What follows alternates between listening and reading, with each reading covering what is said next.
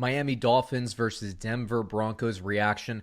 The Dolphins versus Broncos game was something that earlier in the week, I mean, I was intrigued by it. I was wondering, is this the game now that the Miami Dolphins have kind of, quote unquote, they've arrived?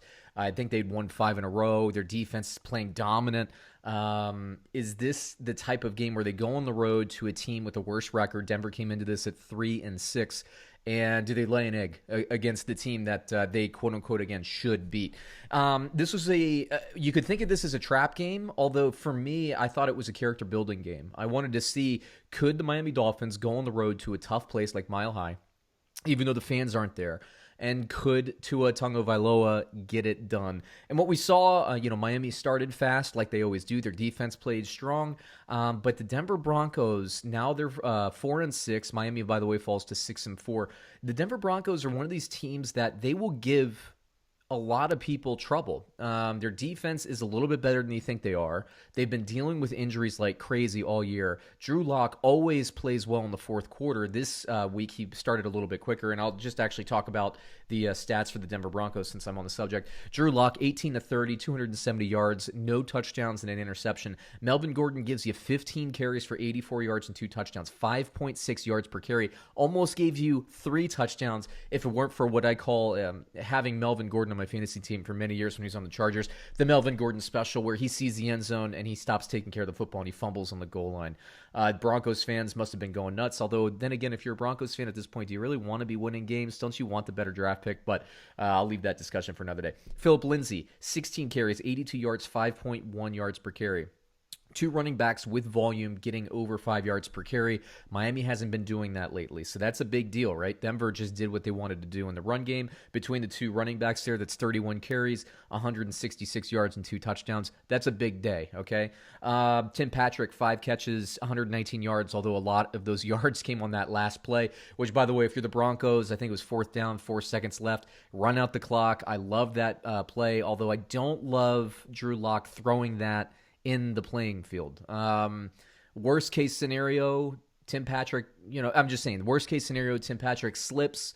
That ball isn't out of reach for the Dolphins guy, and he has about 20 or 30 yards to the closest Bronco and a chance to return the interception. I thought that was the wrong decision for him to put that ball in the field of play there. Probably should have thrown it, run around a little bit, thrown it deep and out of bounds, but and maybe that's what he tried to do, but didn't do it. Anyway, it didn't matter because the Denver Broncos took care of business. For the rest of the receivers, Noah Fant, 4 catches, 55 yards. Jerry Jeudy, 3 catches, 37 yards. KJ Hamler, 4 catches, 35 yards. Really, before that Tim Patrick pass at the end of the game there, 8 targets, 5 receptions.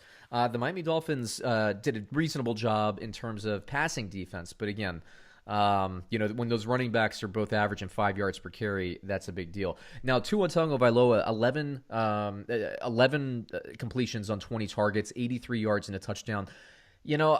With the Denver Broncos, they're a team that can rush. I mean, Fangio is a great coach coming over, used to architect those Chicago Bears defenses. Before that, I think he had some experience with both the Ravens and the 49ers. It may be just one or the other. Broncos fans, you can correct me on that. But I know Chicago is the one he's famous for. Denver Broncos defense is no pushover.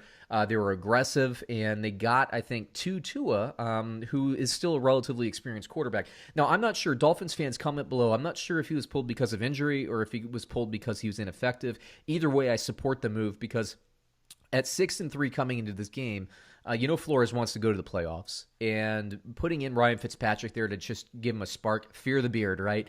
He's the guy to put in there. Ryan Fitzpatrick goes 12 of 18, 117 yards, and that interception at the end of the game. And I'm telling you, that ball was actually right on target, but the Denver Broncos made a good play. Should Fitzpatrick have looked the guy off? Should he have not thrown that pass? You can make that argument, but you're getting down there. I think it was a 3rd down.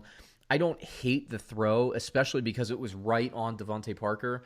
But, the safety came over and made a play, so give credit where credit's due. You can't win them all, Miami Dolphins. And you're 6-3 now. We'll talk about the schedule in just a little bit. Salvon Ahmed, 12 carries, 43 yards. He continues to impress me at running back. But, what we see is when the passing game's not going, and Tua was not having the passing game going in volume, the Miami Dolphins have trouble running the ball, and that's why I don't think they're going to be a deep playoff contender this year. The good news is it's really easy, especially with the treasure trove of picks for the Dolphins, it's really easy to build an interior offensive line that can just basically maul you. You can pick a guard, seriously, I'm not saying they're going to, but you can pick a guard with your first round pick. And I can't remember, I think it's Houston's first round pick they own.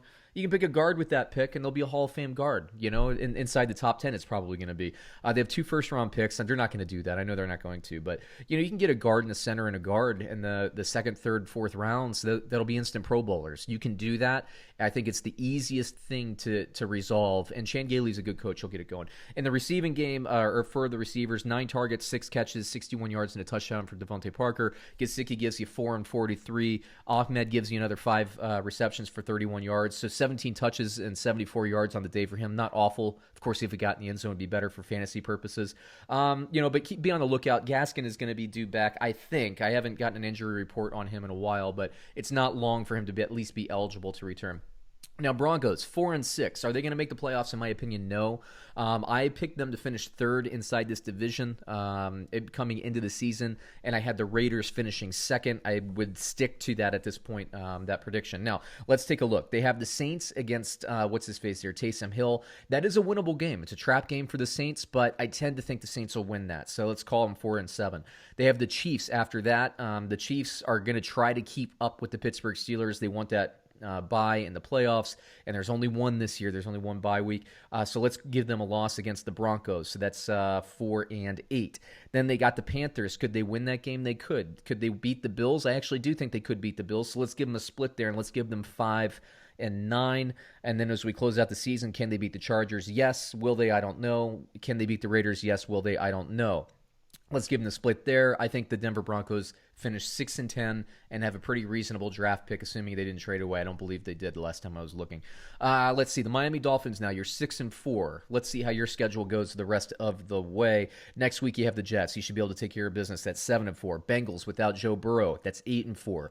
Chiefs, I do believe they will lose that game. That's 8-5. Patriots, I think they are going to lose that game as well. That's 8-6. They have the Raiders. That could be a game that decides which team makes the playoffs. That's going to be a big one. I'm going to give them a win there, at least for now, just because I don't think they're going to go on that big of a slide. So let's call them 9-6 as they close out the season on the road against the Buffalo Bills. By then, I believe the Bills will have clinched a playoff spot.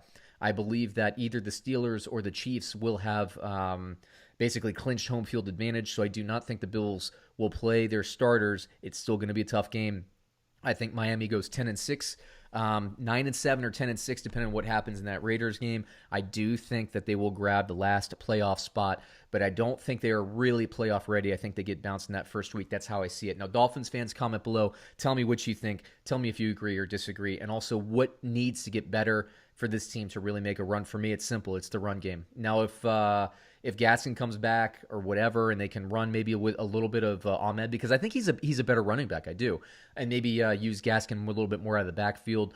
Give Tua, and let's see what happens there again. I'm assuming Tua is going to get the start next week, but we'll pay attention. Give him some targets out of the backfield, some easy completions. The Dolphins, they're a good team. Next year, that's when we're going to be talking about like 11-5, 12-4. They're going to make, I think, a Bills-like leap next year. So pretty cool stuff if you're a Dolphins fan. So once again, everybody, comment below. Tell me how your team gets better. Tell me what you're concerned about, and we'll catch you on another reaction soon.